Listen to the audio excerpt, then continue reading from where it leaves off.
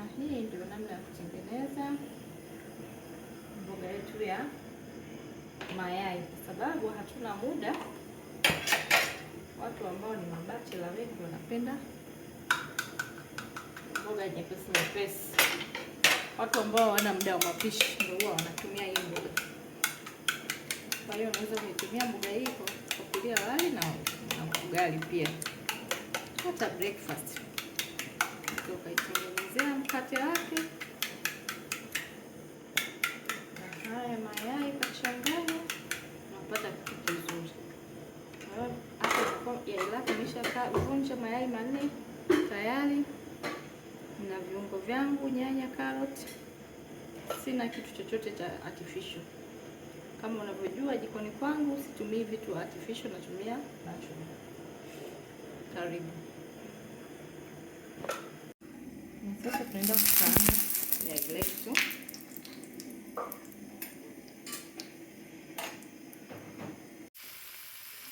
Kwa hiyo hapa tutahakikisha nyanya yetu haitaki kuwa nyingi sana.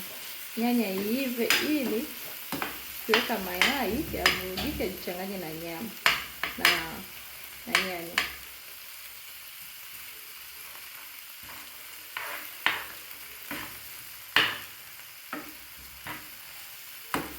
Tutaweka na chumvi kidogo.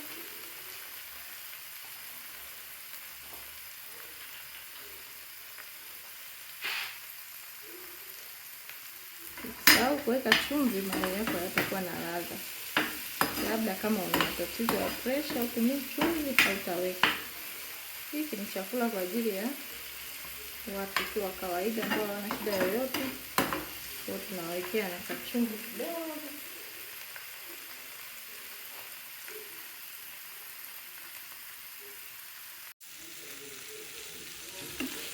Na hapa kama unavyoona nyanya ziko tayari, zimeshaiva.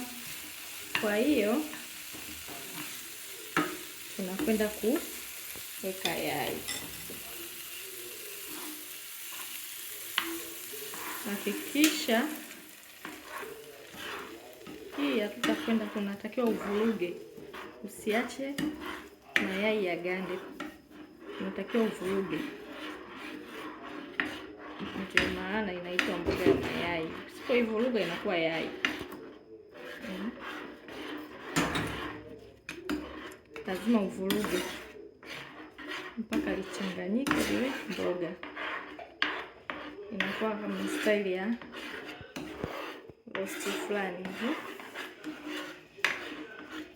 Tutaendelea kuvuruga mwanzo mwisho mpaka ukiona kama vile inakukatalia. Hapa nimetumia moto mdogo. Kwa unaweza kuongeza. Ukiona kama unaunguza yai linaungua, unaongeza kwa mafuta kidogo. Lakini hapa tunaona chuko vizuri tu.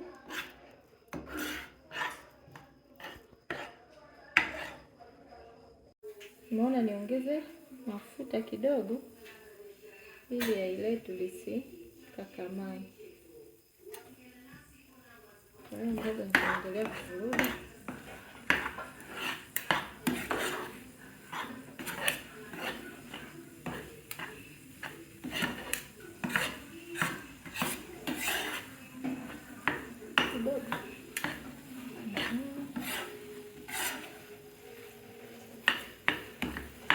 Tutaendelea kuvuruga mpaka mboga yetu iwe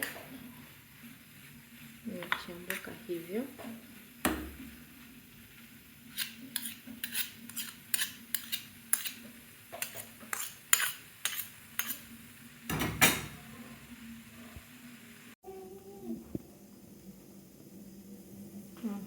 Kama unavyoona sasa mboga yetu imeanza kupendeza. Ukitaka kujua mboga imekaa vizuri, ujue imechambuka. Ikianza kuchambuka hivi ujue imeiva. Kwa hapa unaweza kuyaona mayai yetu yamependeza, yanafaa kula na ugali. Unaweza ukala ugali, wali na kajuisi kako.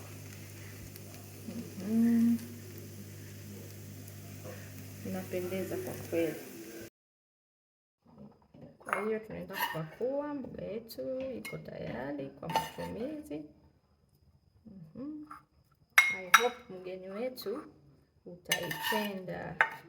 Hii leo inaliwa na ugali. Siku nyingine ukiamua tutakula na wali. Karibu sana, asante. Kama unavyoona ugali anaenda kuiva. Hiyo stage ya mwisho mwisho hii. Unaona nimechanganya dona na sembe.